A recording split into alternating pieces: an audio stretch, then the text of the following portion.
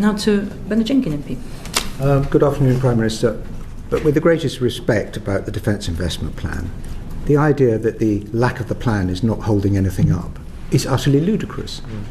Industry is crying out for certainty that it will bring, and the longer it's delayed, the longer that uncertainty exists. How can you create a 10-year plan without the Treasury making the necessary commitments for the next 10 years for the necessary levels of spending?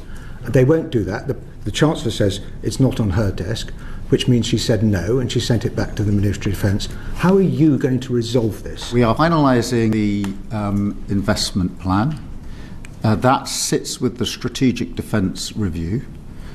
It smacks of an enormous complacency. Well, this smacks of the fact that for years there was underinvestment by the last government and the stripping out and following out of our armed forces. We've had 18 months Copyright to deal Ben with that. Wallace, who was the I'm Defence not Secretary. making a party political point. Well, honestly, I agree with Ben 14 Wallace. years of underinvestment, I agree with 18 Ben months for Wallace. Labour government. But take drones, for example. We're picking up the underinvestment of your government. Last one, Mr. Bernard By all Jenkins. means, take your party political swipes. Well, it's Here is a important. paper produced by me and a Labour MP, Derek Twigg, on the Defence Committee, with a foreword by Lord Robertson. We're all agreed that the government is not on a war footing and needs to be very quickly. Why is it not on a war footing now?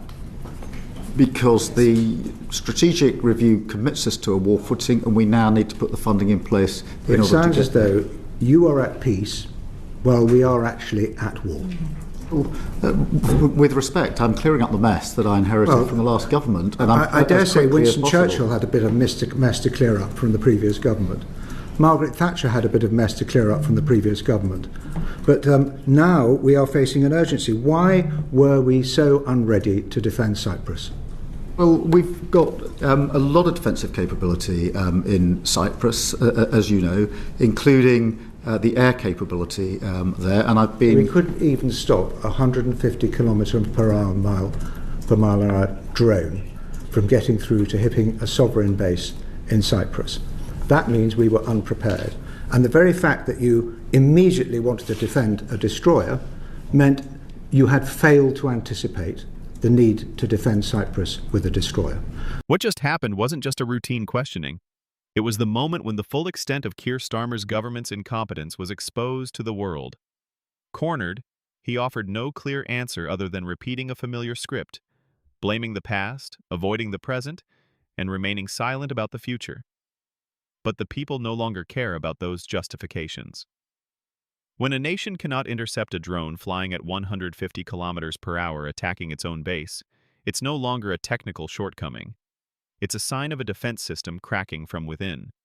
And the most frightening thing is, they know it, yet they do nothing. The question isn't, when will the defense plan be completed? But rather, does anyone in this government truly understand the level of danger the country faces?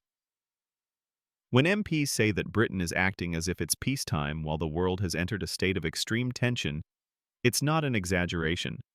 It's a warning. And Starmer's response? Evasion. Delay. Repetition of meaningless phrases. No budgetary commitment. No clear strategy. No real preparation. Such a government not only leaves the country behind, but also puts an entire nation at risk of being caught off guard by any crisis that might arise at any moment. The question now is no longer, how will they fix it, but is it too late to fix it?